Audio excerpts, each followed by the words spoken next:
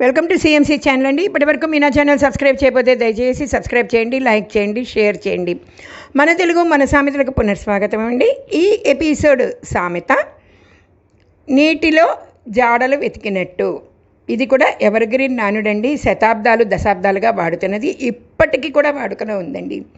ఎవరన్నా మనం ఆంగ్లంలో చెప్పుకోవాలండి. ఇప్పుడు అందరూ చాలామంది ఇంగ్లీష్ మీడియం స్టూడెంట్స్ ఉన్నారు కాబట్టి స్పైయింగ్ అన్నమాట. ఒక రకంగా స్పై చేసి పట్టుకోవటం. నీటిలో కూడా వాళ్ళు జాడలు వెతుకుతారనమాట.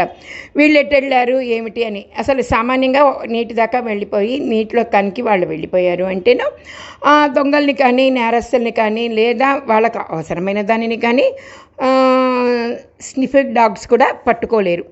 మాసం చూసి కుక్కలు కూడా వేట కుక్కలు కూడా పట్టుకోలేవని. కాకపోతే ఈ సామెతకు అర్థం ఏంటంటే మామూలుగా మన జనారణ్యంలో జీవన విధానంలో మనకున్న శత్రువులను కూడా పట్టుకోగలిగిన వాళ్ళని నీటిలో జాడలు వెతికినట్లు అంటారు. అంటే ఎలాగోలాగా కార్యసాధకులు. దీన్ని మనం పాజిటివ్గాను తీసుకోవచ్చు, నెగిటివ్గా కూడా తీసుకోవచ్చండి. మామూలు మన అవగాహన కోసం సుబ్బలక్ష్మిని సుబ్బారావుని తీసుకొచ్చేద్దామండి. సుబ్బలక్ష్మి సుబ్బారావు మధ్యతరగతి కుటుంబీకులు, భార్యాభర్తలు.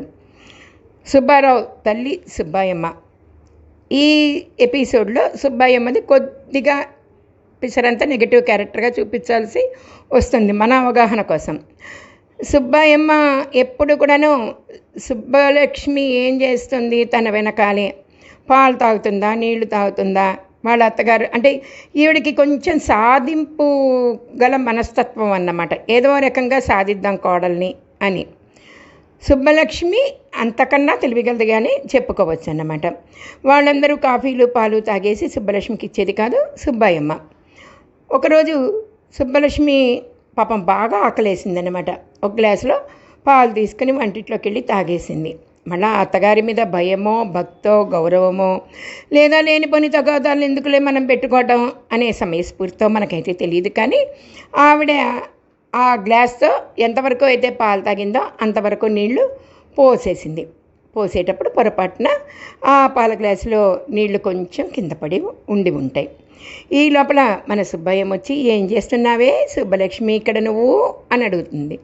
అడిగితేను, ఏం లేదు అత్తయ్య గారు, ఊరికే నుంచున్నాను అని. అలా నుంచున్నానంటావేంటి, అక్కడ నీటి చుక్క ఏమిటి, అదేమిటి, ఇదేమిటి, ఏమిటి కొంప తీసి పాలు కానీ తాగావా అంటుందన్నమాట. మనం పాలు తాగితే కొంచెం మీసాలు వస్తాయి అంటే పాలు పై పెదవికి అంటుకుంటే కొద్దిగా అలా అనిపిస్తుంది కదా. తనకు కొంచెం భయం వేసి కబుక్కును మూతి తుడుచుకుంటుంది. అసలు వాస్తవానికైతే తను తాగాక తుడిచేసుకుంటుంది, దానికి లేవు. కానీ ఆవిడ అలా అధాటన ప్రశ్న వేసేటప్పటికే దీనికి అనుమానం వచ్చి తుడుచుకుంది. నువ్వెందుకు తుడుచుకున్నావే మూతి అని. వెంటనే సుబ్బలక్ష్మికి కడుపు మండిపోయినా మళ్ళీ ఏమీ మాట్లాడకుండా, అత్తగారు కాబట్టి కొద్దిగా కడుపులో మంటగా ఉండే తాగాను అత్తయ్య గారు అంది.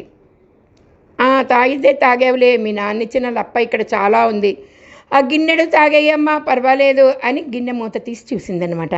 పాలు తను ఎంతవరకు అయితే పెట్టాయో అంతవరకే పెట్టి ఉన్నాయన్నమాట. తను ఏమిటే పాలు అంతే ఉన్నాయంటే, ఏం లేదండి, నేను కొద్దిగా ఒక్క చెంచాడు మాత్రమే తీసుకున్నాను, మిగతావన్నీ అందులోనే ఈ నీళ్లు కింద పడ్డాయి, ఆ నీళ్ళ గ్లాసులోనే ఆ చెంచాడు పాలు కలుపుకుని తాగాను. మళ్ళీ సాయంకాలం మీకు మామయ్య గారు వాళ్ళకి కాఫీకి టీకి ఉండాలి కదండి తోడేయటానికి, అందుకని కేవలం గొంతు జారేంత వరకే తీసుకున్నాను అని చెప్పింది సుబ్బలక్ష్మి. ఆమె సమాధానం అబద్ధమే అని చెప్పినా తను ఏదో నీటిలో జాడలు వెతికానని అత్తగారు అనుకున్నా కానీ వాస్తవం సుబ్బాయమ్మకి తెలుసు, వాస్తవం ఏం జరిగిందో సుబ్బలక్ష్మికి తెలుసు. కానీ కామ్గా ఇద్దరు ఊరుకున్నారు. ఎందుకంటే వాతావరణాన్ని వేడిపరచడం ఇష్టం లేక. ఇదే నీటిలో జాడలు వెతికినట్టు అంటారండి. ఇది మామూలుగా ఇంట్లు. అలాగే దేశం, రాజ్యం, దానికి ప్రత్యేకమైన విభాగం కూడా ఉంటుందన్నమాట. మన రక్షణ కోసం చేసి శత్రువుల్ని పట్టుకునే వాళ్ళని కూడా నీటిలో జాడలు వెతికినట్టు వాళ్ళు వెతకగలరు నీటిలో కూడాను. అంటే కనపడనిది కూడా సాధించగలరు అని చెప్పే సామెత ఇది ఇప్పటికి కూడా వాడుకలో ఉందండి. ఈ సామెత కార్యాలయాల్లో, ఇళ్లల్లో, ఇప్పుడు మనకి రాజకీయ వాతావరణం ఉంది కాబట్టి అందులో కూడా మనం ఉపయోగించుకునే సామెత. ఈ సామెత మీకు అర్థమయ్యేలా చెప్పామని భావిస్తూ మీ దగ్గర సెలవు తీసుకుంటూ మరో ఎపిసోడ్లో మరో సామెతలో కలుసుకుందామండి. అప్పటి వరకు సెలవు. ధన్యవాదాలు.